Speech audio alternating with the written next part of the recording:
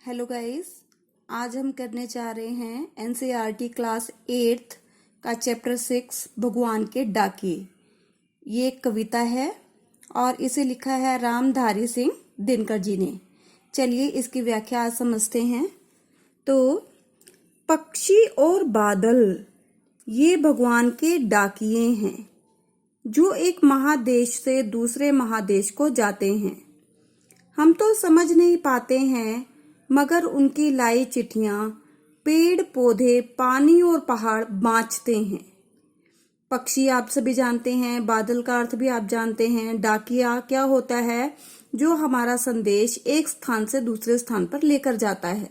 ठीक है, जो एक महादेश से दूसरे महादेश यानी कि एक स्थान से दूसरे स्थान, एक देश से दूसरे स्थान को जाते हैं।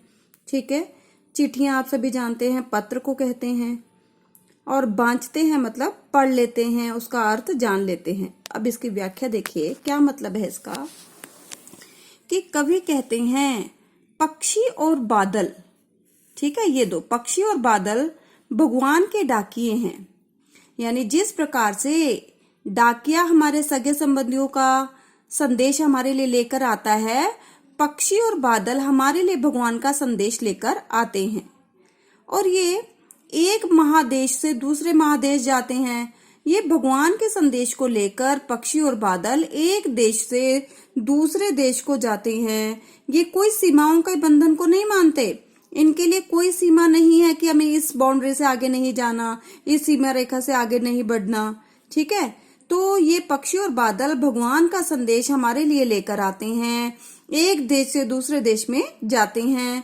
हम तो समझ नहीं पाते हैं मगर उनकी लाई हुई चिट्ठियां कि भगवान जो हमें संदेश भेज रहा है, हम मनुष्य तो नहीं समझ पाते, लेकिन ये पक्षी और बादल जो भगवान का संदेश लेकर आते हैं उसे पेड़ पौधे पानी और पहाड़ बड़ी अच्छे तरीके से समझ लेते हैं। इसका क्या मतलब है कि देखिए क्या संदेश लेकर आते हैं।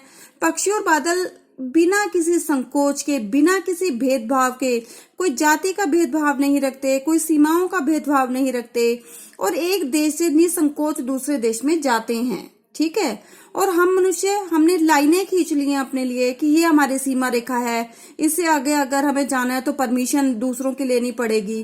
तो हमने क्या है, अपने आप को बांट दिया है। पक्षी और बादल जो है भगवान का यही संदेश हमारे लिए लेकर आते हैं कि तुमने जो अपने आप को जाति के आधार पर वर्गों में बांट लिया है, भूमि के आधार पर अपने आप को जो बांट लिया है, ये गलत है। कि पेड़ पौधे पानी और पहाड़ पक्षी और बादल के संदेश को समझ लेते हैं। कहने का मतलब है जैसे पेड़ एक देश में है वैसे ही दूसरे देश में उगते हैं। पानी वर्षा जो एक देश में होती है वही दूसरे देश में होती है।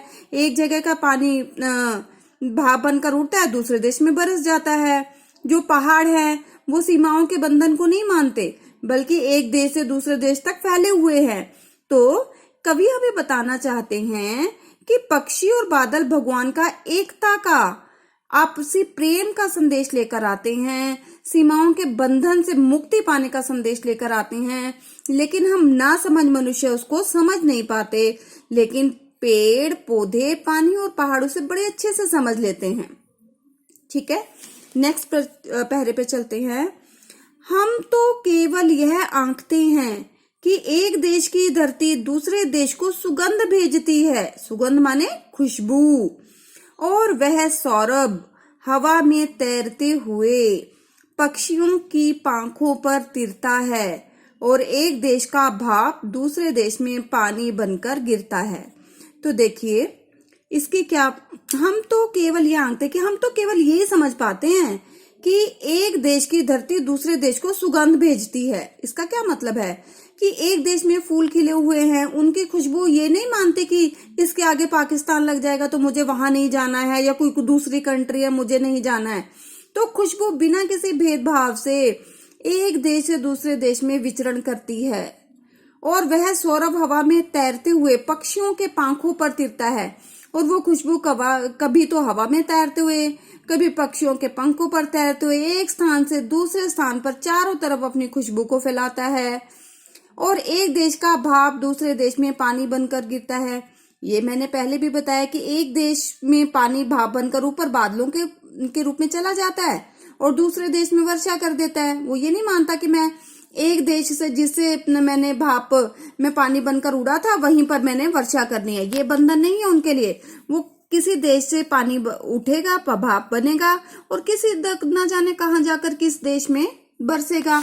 तो पक्षी, बादल, पेड़ पौधे, प्रकृति के जितने भी पदार्थ हैं वो किसी सीमाओं के बंधन को नहीं मानते, कोई जाति पाति का भेदभाव नहीं मानते, क्षेत्रीय भेदभाव नहीं मानते।